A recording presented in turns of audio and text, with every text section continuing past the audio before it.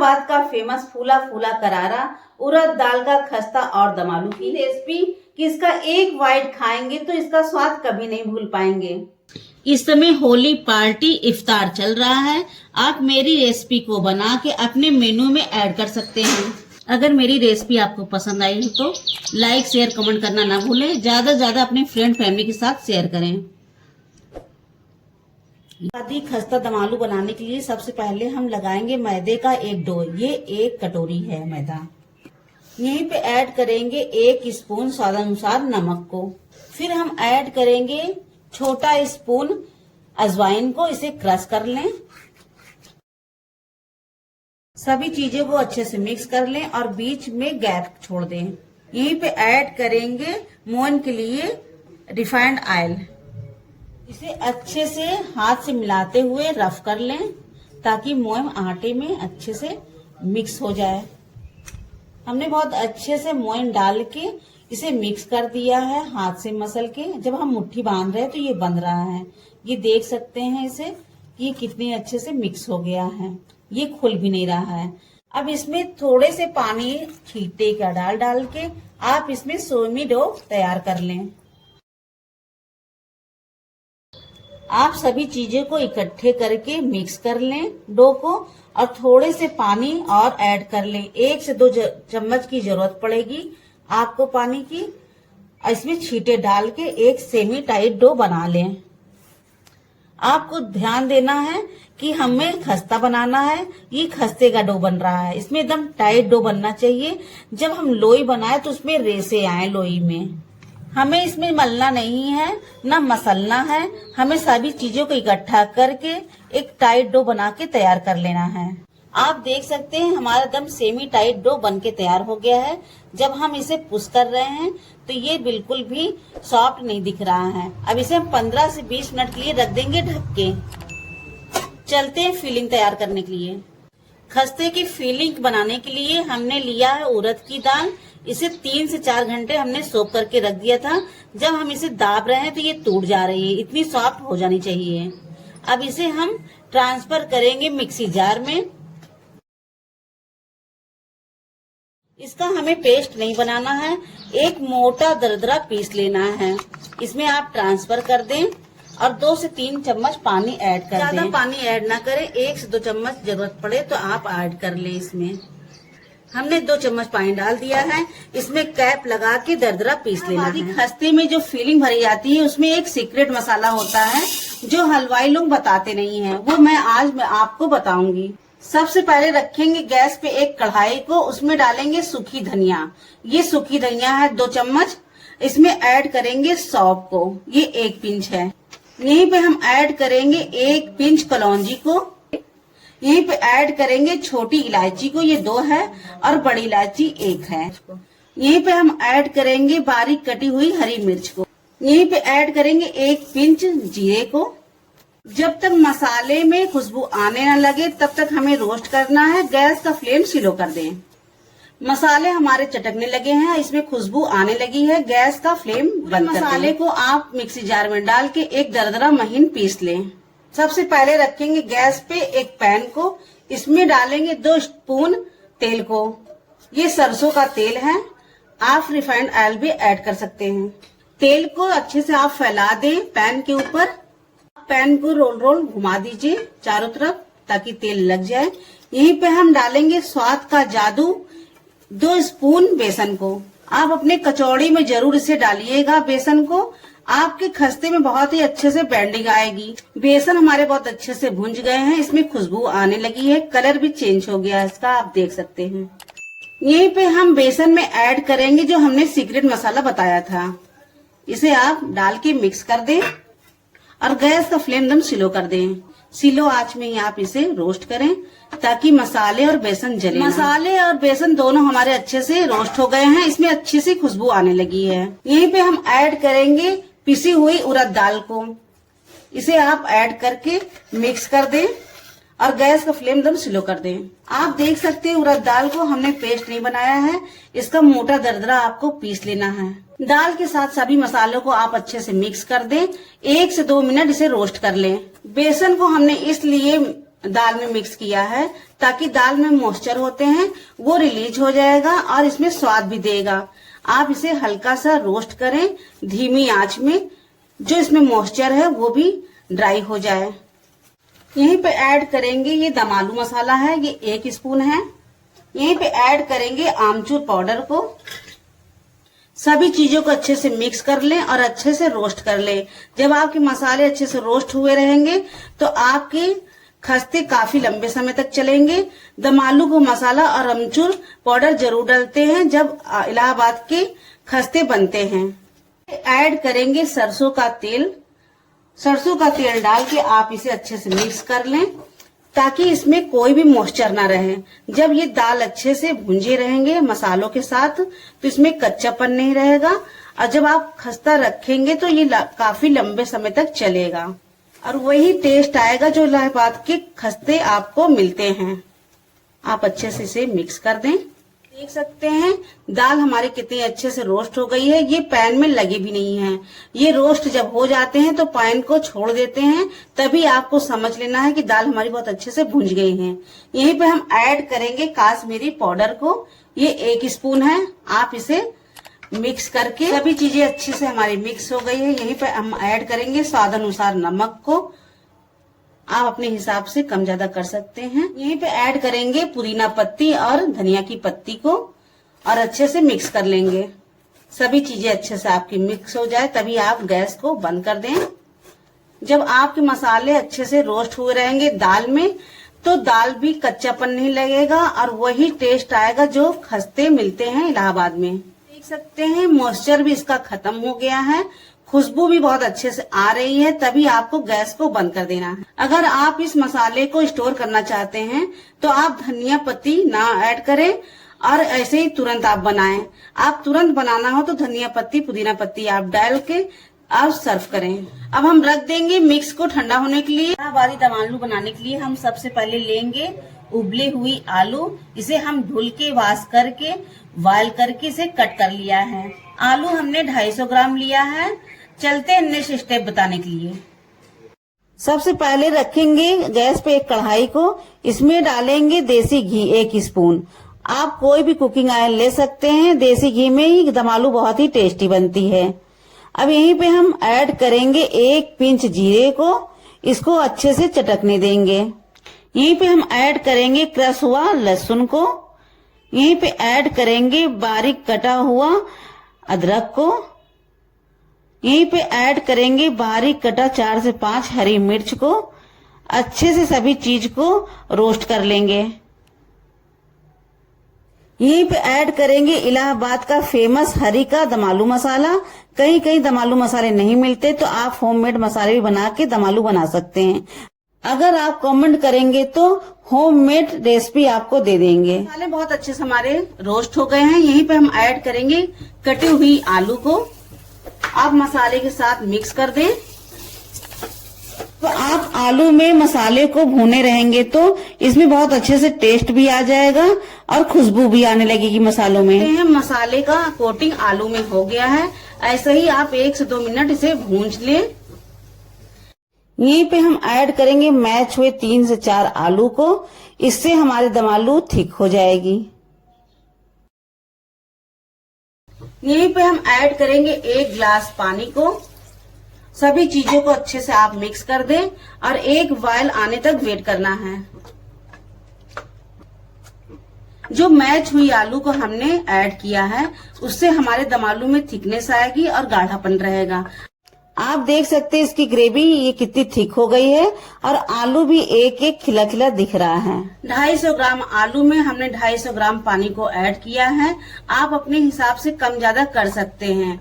हमारे हिसाब से माप हमारा एकदम परफेक्ट आया है। आप देख सकते हैं दम आलू हमारी कितनी अच्छे से गाढ़ी भी हो गई है और आलू एक एक खिला खिला दिख भी रहा है।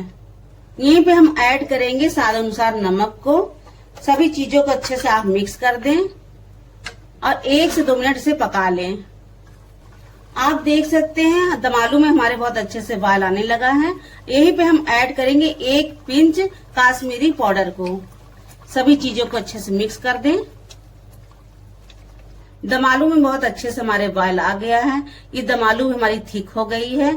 आप देख सकते हैं इसका कलर टेक्सचर। ये अभी ठंडी होने के बाद और भी थिक हो जाएगी। यहीं पे हम गैस को ऑफ कर देते हैं। ऐड करेंगे ऊपर से धनिया पत्ती और पुदीने पत्ती को। सभी चीजों को अच्छे से आप मिक्स कर दें। सकते हैं दम आलू को एकदम हलवाई स्टाइल बनके तैयार है। इसका कलर टेक्सचर कितना बढ़िया आया है। इसकी थिकनेस भी बहुत परफेक्ट है। चलिए खस्ता बनाना शुरू करते हैं। अब हम लोई को काटेंगे। आप अपने हिसाब से छोटी बड़ी लोई को कर सकते हैं। आप इस तरीके से आप मलते जाएं और लोई को काटते जाएं।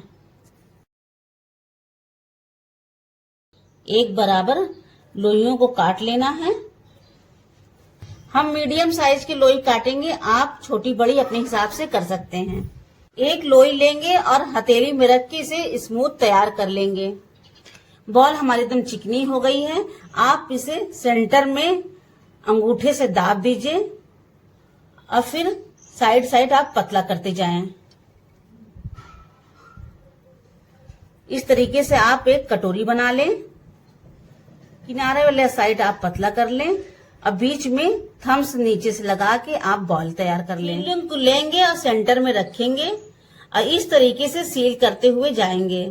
जो पतले हैं साइड साइड आप इसे उठाते जाएं और फिलिंग को अंगूठे से अंदर पुश करते जाएं। अगर ये एक्स्ट्रा बच जाए तो आप इसे या निकाल दीजिए या इसी में आप दाब दीजिए। हम इसी में दाब देंगे और हल्का सा पुश कर देंगे। आप जितने बड़े खस्ता बनाना चाहते हैं उतनी ही बड़ी आप लोई लीजिए। उसी हिसाब से आप फिलिंग को भरिए। फिर आप पुश करते हुए खस्ते को हथेली से दाब दीजिए। बहुत ज्यादा नहीं और साइड साइड भी दाब दीजिए। हथेली से इसे थपथपाते जाएं। जब ये तेल में जाएंगी तो ये फूलने लगेंगी। खस्ते को बेलन से नहीं बेला जाता है, हाथ से ही थपथपाते हुए इसे बढ़ाया जाता है।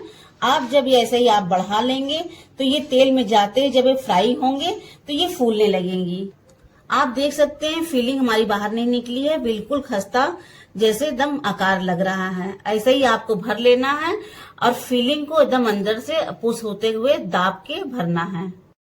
एक लोई लेंगे, इसे चिकना करते हुए थंब से पुश करते हुए एक कटोरी जैसे बना लेंगे।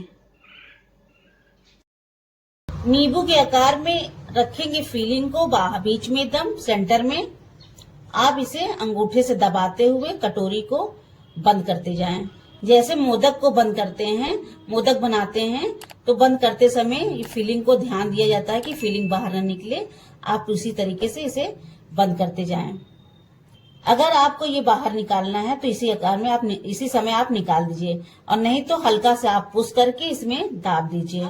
हथेली में लेते हुए आप इसे थपथपाते जाएं।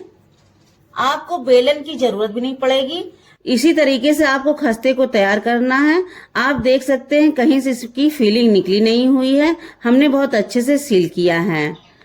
जितना बड़ा हमने लोई लिया है उससे कम हमें फिलिंग लेना है, तभी हमारे खस्ते की फिलिंग बाहर नहीं निकलेगी।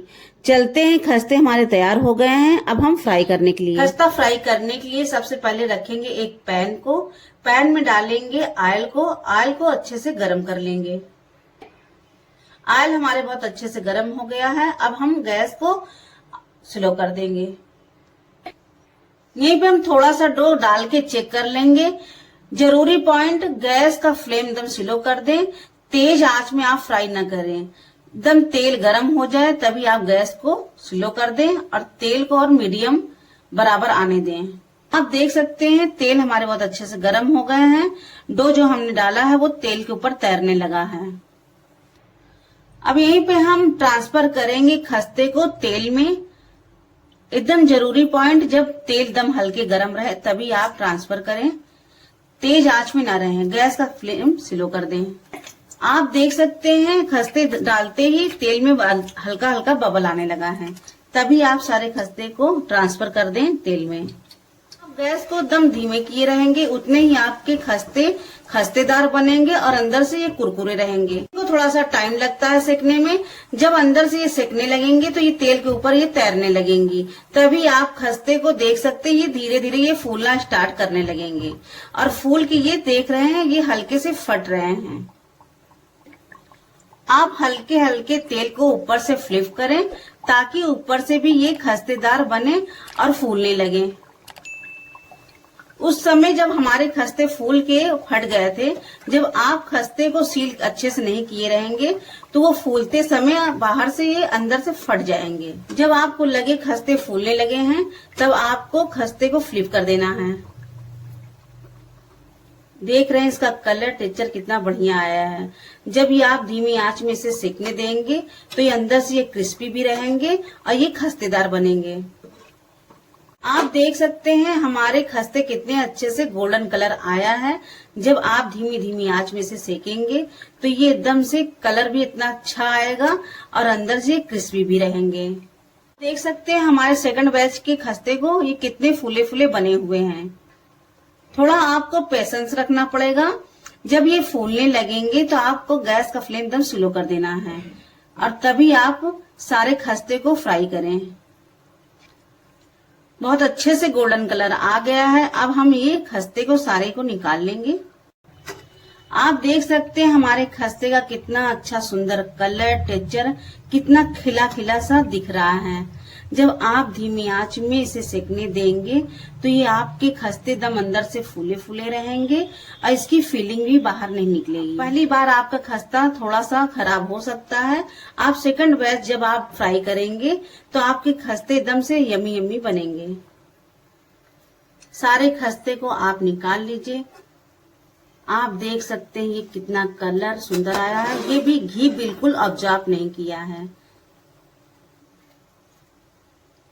देख सकते हैं हमारे खस्ते को बिल्कुल ऑयली नहीं लग रहा है। ये बिल्कुल ऑयल फ्री जैसा दिख रहा है। जब आप धीमी धीमी आंच में इसे तलेंगे तो ये बिल्कुल ऑयल ऑब्जॉर्ब नहीं करेगा। लीजिए हमारा इलाहाबादी खस्ता तैयार हो गया है। अब हम दम आलू के साथ इसे सर्व करेंगे। आप हमारे सारे टिप्स को जरूर फॉलो करिएगा। आपके भी खस्ते इसी तरीके से फूले फूले खस्तेदार बनेंगे। लीजिए बिल्कुल तैयार है इलाहाबाद का बिल्कुल स्पेशल उड़द दाल खस्ता है ना, वही रेशेदार टेक्सचर बिल्कुल खस्ते में ऐसे ही आप बनाएंगे तो एकदम फूली फूली और रेशेदार आपकी खस्ते दिखेंगे। टेम्पटिंग लग रहा है ना, बिल्कुल देखने में टेम्पटिंग। चलिए फिर इसे करते हैं हम दम आलू के साथ सर्व करेंगे बिल्कुल टर्निस्टर तरीके से जैसे मिलते हैं ना इलाहाबाद में दोने में। आपको हम बताने जा रहे हैं ये खस्ते कैसे सर्व होते हैं। आप हाथ में लीजिए, हल्का सा पुश करिए। देखिए ये बिल्कुल है ना खस्तेदार। हाथ में लेते ही आपके खस्ते हाथ में आ गए। आप हाथ में लेके खस्ते को फोड़ लें, फिर दम आलू से आप सर्व करें। जो इलाहाबाद में रहते हैं वो जानते हैं कि खस्ते को कैसे दम आलू के साथ सर्व किया जाता है। इसमें ऐड करेंगे चटनी जो इमली की है। हमने इसका लिंक डिस्क्रिप्शन में दिया है, आप वहां पे देख सकते हैं। अगर चाहें तो आप खस्ते में चटनी और दही को ऐड कर सकते हैं। खस्ते और दम आलू का अपने में ही एक अलग टेस्ट होता है। लीजिए बिल्कुल तैयार है इलाहाबाद का बहुत बहुत फेमस नाश्ता खस्ता और दम आलू। लग रहा है ना बिल्कुल वही खस्ता दम आलू जो शादी और सगाई में मिलते हैं। बिल्कुल वही वाली रेसिपी हमने शेयर की है जो इलाहाबाद में ठेले और रेस्टोरेंट्स में फेमस है। आप देख सकते हैं हमारे खस्ते को ये कहीं से फटी नहीं है, ना इसकी फीलिंग दिख रही है। एकदम फूली फूली आपको खस्ते दिख रहे हैं। आपको एक खस्ते हम तोड़ के दिखा रहे हैं। देख रहे हैं इसकी फीलिंग, जब हम इसे तोड़ रहे हैं तब इसकी फीलिंग दिख रही है। बिल्कुल चारों तरफ लगी हुई है। जब आप हमारे तरीके से इस तरीके के खस्ते बनाएंगे तो आपके भी खस्ते ऐसे ही फूले फूले बनेंगे और फीलिंग आपकी एकदम भरी भरी रहेगी। लग रहा है ना बिल्कुल खस्ता क्रिस्पी और करारा। मेरे तरीके से खस्ते को बना के 1 हफ्ते के लिए स्टोर कर सकते हैं। अगर आपको सर्व करना हो तो दम आलू या सोट की चटनी के साथ आप सर्व कर सकते हैं।